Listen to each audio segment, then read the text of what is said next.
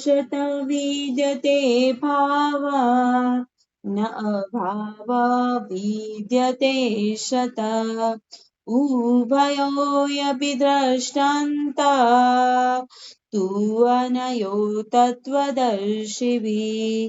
અસતનું અસ્તિત્વ નથી અને સતનો અભાવ નથી। તત્વદર્શીઓએ આ બંનેનો નિર્ણય જાણ્યો છે।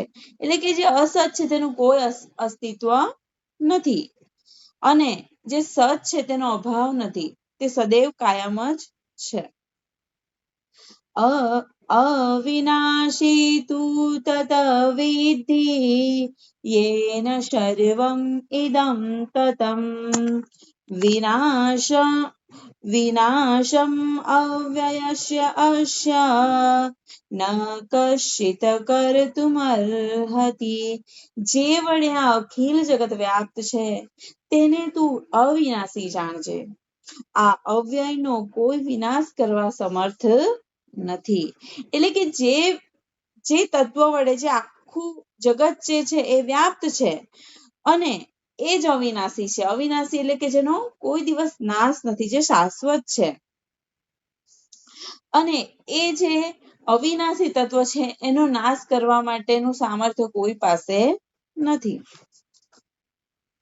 અંતવંત મે દેહા નિત્યસ્ય ઉક્તા શરીરિણા અનાશિના પ્રમેયસ્ય તસ્માત યુજ્યસ્વ ભારત। કદી નાશ ન પામતા અને માપી ન શકાય એવા શરીરધારીઓના શરીર નાશવંત છે। તેથી હે ભારત, તું યુદ્ધ કર। એટલે કે જે પણ શરીર છે, જે પણ દેહધારી છે, જે પણ આપણાને કે હરતા ફરતા દેખાય, ખાતા પીતા દેખાય, એ બધા જે કઈ છે એ શરીર દ્વારા આપણે એમને જોઈ શકીએ અને જે શરીર જે છે એ નાશ થઈ જાય એવું છે, કાયમી નથી અને જે નાશવંત જ છે એનો તો નાશ થવાનો જ છે। એટલે ભગવાન કહે છે અર્જુનને કે તું યુદ્ધ કર।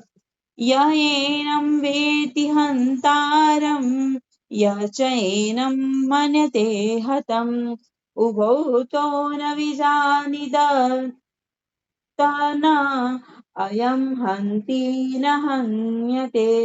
જે આ આત્માને હણનારો અને હણાયેલો માને છે તે કંઈ જાણતો નથી, કેમ કે આ આત્મા નથી હણતો કે નથી હણાવતો।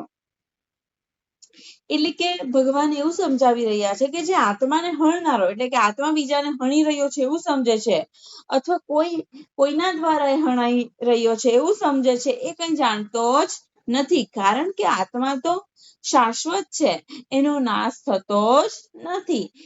નથી તો એનો જન્મ થતો, નથી તો એનું મૃત્યુ થતું। એટલે એને કોઈ મારી પણ નથી શકતું અને એ કોઈને મારતું નથી, એવું ભગવાન કહે છે। ન જાયતે મ્રિયતે વા કદાચિત ન અયં ભૂત્વા ભવિતા ન ભૂયઃ અજનિત્ય શાશ્વતયં પુરાણ ન હન્યતે હન્યમાને શરીરે। આ આત્મા કદી જન્મતો નથી કે મરતો નથી, આ ન હતો અને હવે પછી થવાનો નથી એવું નથી। તેથી તે અજન્મા, નિત્ય, શાશ્વત, પુરાતન જે છે અને શરીર હણાયાથી તે હણાતો નથી। એટલે કે આ જે આત્મા છે એ જન્મ નથી લેતો, નથી તો એનું મૃત્યુ થતું અને નથી તો એને કોઈ મારી શકતું, એ તો શાશ્વત છે। એટલે તું શા માટે અચકાય છે એવું ભગવાન કહેવા માંગે છે, અથવા તું શા માટે ગુનાહ ભાવમાં આવે છે। વેદ વિનાશિનમ નિત્યમ યહેનમ અજમ અવ્યયમ કથમ સ પુરુષ પાર્થકમ ઘાતયતિ હંતી કમ। હે પાર્થ, જે આને અવિનાશી, નિત્ય, અજન્મ અને અવિકારી જાણે છે તે કેવી રીતે કોઈને હણાવે છે કે હણે છે। એટલે જે આત્માને અવિનાશી સમજે છે, શાશ્વત સમજે છે, વિકાર વગરનો સમજે છે અને જે આત્માના આવા સ્વરૂપને પામી ગયું છે, આવા સ્વરૂપની એને આત્મસાત કરી દીધું છે. તો એવો વ્યક્તિ નથી તો કોઈને હણતો અને નથી તો એ પોતે હણાતો. વાસાંસि જીર્ણાનિ યથા વિહાય નવાનિ ગૃહણાતિ નર अपराणि तथा शरीराणि विहाय जीर्णानि अन्यानि संयाति नवानि देहि. જેમ મનુષ્ય જૂના વસ્ત્રો ત્યજી નવા વસ્ત્રો ધારણ કરે છે, એ જ રીતે જે આત્મા જે છે એ એક શરીર ત્યજીને બીજું શરીર ધારણ કરે છે. નૈનમ છિદંતિ શસ્ત્રાણિ નૈનમ દહતિ પાવક ન ચૈનમ કલેદયંત્યાપ ન શોષયતિ મારુત. આ આત્માને શસ્ત્રો છેદતા નથી અને અગ્નિ બાળતો નથી અને પાણી ભીંજવતું નથી અને પવન સૂકવતો નથી. એટલે કે આત્મા નિર્લેપ છે, બરાબર. એને નથી તો પાણી ભીંજવી શકતું, નથી અગ્નિ એને બાળી શકતું. એ પોતાના ઓરિજિનલ ફોર્મમાં જ રહે છે, એટલે કે એના ઉપર કોઈ પણ પ્રકારનું લેયર આવી શકતું નથી. એ તો પૂર્ણ છે, પવિત્ર છે, શુદ્ધ છે. અછેદ્યયમ અદાહ્યયમ અકલેદ્ય અશોષયેવ ચ નિત્ય સર્વગત સ્થાણુ અચલ અયમ સનાતન. આ આત્માને છેદી શકાતો નથી, બાળી શકાતો નથી, ભીંજવી શકાતો નથી કે સૂકવી શકાતો નથી. કેમ કે આ જે આત્મા છે એ નિત્ય છે, સર્વવ્યાપક છે, સ્થિર છે, અચળ છે અને શાશ્વત છે. હવે કોઈ પણ તત્વ સર્વવ્યાપક હોય એને કેવી રીતે છેદી શકીએ? જે બધે જ આવી હોય. છેદવી હોય તો પણ ક્યાં છેદવી, બરાબર. બાળવી હોય તો કેટલું બાળવું. જે કોઈ પણ વસ્તુ સર્વવ્યાપી હોય, આપણે હમણાં હવા સાથે છેડખાની કરવી હોય તો કેટલી કરી શકીએ? એને આપણે કેદ કરી શકીએ? ચલો ભાઈ, બધી હવાને એક કઈક બકેટમાં ભરી દેવી છે કે મોટું ટેન્કમાં ભરી દેવી છે, એવું કરી શકીએ? શક્ય જ નથી. એટલે જે સર્વવ્યાપી છે એને આપણે આપણા કંટ્રોલમાં કેવી રીતે લઈ શકીએ? એટલે આત્મા પણ સર્વવ્યાપી છે, એટલે એને નથી તો છેદી શકાતું, નથી એને મારી શકાતું, નથી બાળી શકાતું કે નથી ભીંજવી શકાતું. અવ્યક્ત અયમ અચિંત્ય અયમ અવિકાર્ય અયમ ઉચ્યતે તસ્માત એવં વિદિત્વા એનમ ન અનુશોચિતું તુમ અર્હસી. વળી એ ઇન્દ્રિયોને અને મનને અગમ્ય છે, વિકાર રહિત કહેવાયો છે, માટે એને એવો જાણીને તારે એનો શોક કરવો ઉચિત નથી.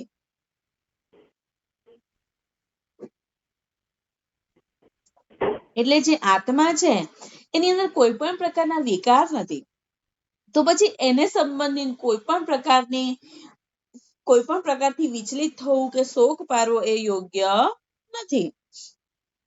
અથ ચૈનમ નિત્ય જાતમ નિત્યમ વા મન્યસે મૃતમ તથાપિ ત્વમ મહાબાહો ન એવં શોચિતુમ અર્હસી. અથવા જો તું આને નિત્ય જન્મવા વાળો અને નિત્ય મરવા વાળો માને તો હે મહાબાહો, તારે એને વિશે શોક કરવો જોઈએ નહીં. જાતસ્ય હિ ધ્રુવા મૃત્યુ ધ્રુવમ જન્મ મૃત્યુશ્ય ચ તસ્માત અપરિહાર્યર્થે ન ત્વમ શોચિતુમ અર્હસી. જન્મેલાને મૃત્યુ અને મરેલાને જન્મ અનિવાર્ય છે, તેથી જે અનિવાર્ય છે એનો તારે શોક કરવો જોઈએ નહીં. એટલે ભગવાન એવું કહે છે કે આત્મા જે છે એ તો નિત્ય છે, એનો નથી જન્મ થતો અને નથી મૃત્યુ થતું. પણ છતાં પણ જો તને એવું લાગતું હોય કે ભાઈ એ હંમેશ જન્મતું રહે છે અને મૃત્યુ પણ પામે છે, તો ભગવાન એવું કહેવા માંગે છે તો પણ તારે એનો શોક કરવો જોઈએ નહીં, કારણ કે જેનો જન્મ થાય છે એનું મૃત્યુ થવાનું છે, અને જેનું મૃત્યુ થાય છે એનો ફરી જન્મ પણ થશે. એટલે જે આ ચક્ર તો ચાલવાનું જ છે, અને જે અનિવાર્ય હોય, જેને આપણે ટાળી ન શકીએ, જેની ઉપર આપણો નિયંત્રણ નથી, એનો શોક કરવો એ યોગ્ય નથી. અવ્યક્તાદિની ભૂતાની અવ્યક્તમત્યાની ભારત અવ્યક્તનિધનાની એવ તત્ર કા પરિવેદના. હે ભારત, જન્મ પૂર્વેની અને મરણ પછીની સ્થિતિ જોઈ શકાતી નથી, તે અવ્યક્ત છે. વચ્ચેની સ્થિતિ જ વ્યક્ત એટલે કે પ્રકટ થાય છે, તેમાં શોક શો કરવો.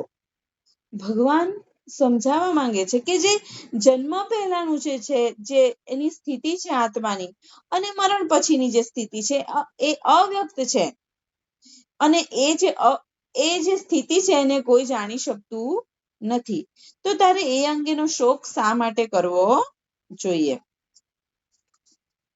આશ્ચર્યવત પશ્યતિ કશ્ચિત એનમ આશ્ચર્યવત વદતિ તથા એવ ચાન્યા આશ્ચર્યવત જૈનમન્ય શૃણોતિ શ્રુત્વાયપી એનમ વેદ ન ચ એકવચિત.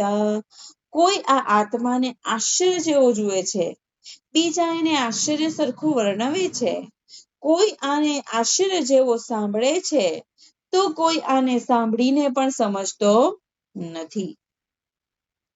દેહિ નિત્યમ અવદ્ય અયમ દેહે સર્વસ્ય ભારત તસ્માત સર્વાણી ભૂતાની ન ત્વં શોચિતુમ અર્હસી. હે ભારત, બધાના દેહમાં રહેલો આ આત્મા સદા હણાય નહીં એવો છે, તેથી સર્વ પ્રાણીઓનો શોક કરવો તને સાચતો નથી. સ્વધર્મમપી ચ વેક્ષ્યના વિકમ્પિતુમ અર્હસી ધર્મ્યાત હિ યુદ્ધાત શ્રેય અન્યત ક્ષત્રિયસ્ય ન વિદ્યતે. વળી સ્વધર્મને જોઈને પણ તું કંપવાને યોગ્ય નથી, કેમ કે ક્ષત્રિયને માટે ધર્મયુક્ત યુદ્ધથી બીજું કલ્યાણકારક નથી. એટલે ભગવાન અર્જુનને સમજાવે છે કે જો તું સ્વધર્મને ધ્યાનમાં રાખીને પણ જો વર્તે તો તારે આ યુદ્ધથી ડરવું જોઈએ નહીં, કારણ કે ક્ષત્રિયોનો તો સ્વધર્મ છે યુદ્ધ કરવું, અને ક્ષત્રિયો માટે યુદ્ધથી બીજું કલ્યાણકારક શું હોઈ શકે? યદચ્છયા ચ ઉપપન્નમ સ્વર્ગદ્વારમ અપાવૃતમ સુખીનઃ ક્ષત્રિયા પાર્થ લભંતે યુદ્ધમીદ્વશમ. હે પાર્થ, અનાયાસે પ્રાપ્ત થયેલું સ્વર્ગના ખુલ્લા દ્વાર રૂપ આવું યુદ્ધ ભાગ્યશાળી ક્ષત્રિયોને જ મળે છે. એટલે ભગવાન અર્જુનને સમજાવે છે કે તને અનાયાસે જ આ યુદ્ધ પ્રાપ્ત થયું છે, અને આ યુદ્ધ સ્વર્ગના દ્વાર ખોલનારું છે. તો અને જે આવું યુદ્ધ છે, આવું ધર્મયુક્ત યુદ્ધ ભાગ્યશાળી ક્ષત્રિયોને જ પ્રાપ્ત થાય છે.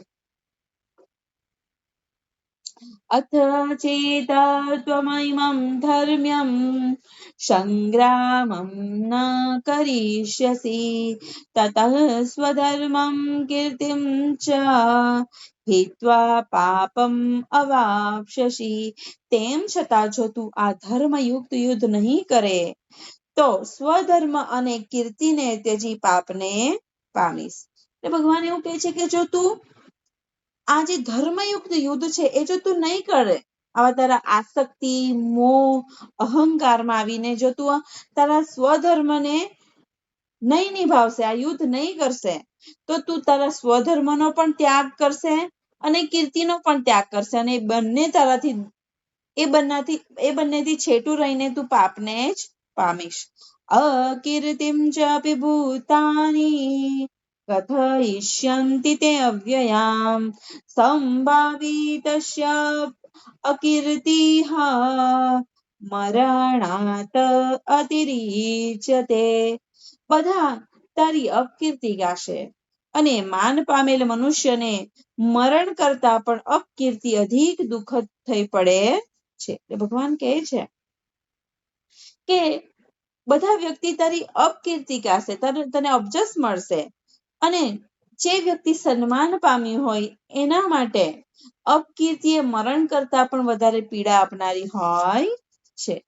ભયાત રણાત ઉપરતમ મન્સ્યન્તે ત્વામ મહારથા યેષામ ચ ત્વમ બહુમતઃ ભૂત્વા યાસ્યસી લાઘવમ. જે મહારથીઓમાં તું ઘણું માન પામ્યો છે તેઓ તને ભયને લીધે યુદ્ધ ભૂમિમાંથી નાસી ગયેલ માનશે અને તેઓ તને કાયર ગણશે. એટલે કે જેમની વચ્ચે તને આટલું સન્માન મળ્યું છે, જેઓ તને માને છે કે અર્જુન જેવો બાણાવીર કોઈ નથી, એમ એ શ્રેષ્ઠ ધનુર્વિદ્યા જાણનાર છે, એ ખૂબ મહારથી છે, બહાદુર છે, બરાબર, વીર સમજે છે જે લોકો તને, એ જ તને જયારે યુદ્ધ ભૂમિમાંથી નાસી ગયેલો સમજશે તો એ જ તારી બદનામી કરશે, તારા વિશે ન બોલવાના બોલ બોલશે, તને કાયર સમજશે. અવાચ વાદાન જ બહૂના વદિષ્યન્તિ તવ હિતા નિંદંતઃ તવ સામર્થ્યમ તતઃ દુઃખતરમ નું કિમ. તારા શત્રુઓ તારા સામર્થ્યની નિંદા કરતા ન બોલવાના ઘણા વચનો બોલશે, તેનાથી વધુ દુઃખ બીજું શું છે. એટલે કે જે તારા શત્રુઓ છે તેઓ તો ઓલરેડી એવું ઈચ્છે જ છે, તાક જોઈને બેઠા જ છે કે ક્યારે એમને તારી નિંદા કરવાની તક મળે, અને જો તું પલાયન થશે આ યુદ્ધમાંથી તો તેઓ તારા સામર્થ્યની નિંદા કરતા ન બોલવાના વચનો બોલશે, એટલે કે તારા વિશે ગમે તેમ બોલશે, અને એનાથી વધારે પીડાદાયક વસ્તુ તારા માટે શું હશે. હતવા પ્રાપ્સ્યસી સ્વર્ગમ જીત્વા વા ભોક્ષ્યસે મહિમ તસ્માદ ઉત્તિષ્ઠ કૌન્તેય યુદ્ધાય કૃત નિશ્ચય. જો તું યુદ્ધમાં હણાઈશ તો સ્વર્ગમાં જઈશ, અને વિજય પામીશ તો પૃથ્વીનું રાજ્ય ભોગવીશ, માટે હે અર્જુન તું લડવાનો નિશ્ચય કરીને ઉભો થા. આ શ્લોકની સાથે આજની શ્રીમદ ભગવદ ગીતાને આપણે અહીં જ વિરામ આપીશું. બોલો શ્રી કૃષ્ણ કનૈયા લાલ કી જય. શ્રી કૃષ્ણાર્પણમસ્તુ, શ્રી કૃષ્ણાર્પણમસ્તુ, શ્રી કૃષ્ણાર્પણમસ્તુ. હરે કૃષ્ણ કૃષ્ણ કૃષ્ણ હરે હરે, હરે રામ રામ રામ હરે હરે.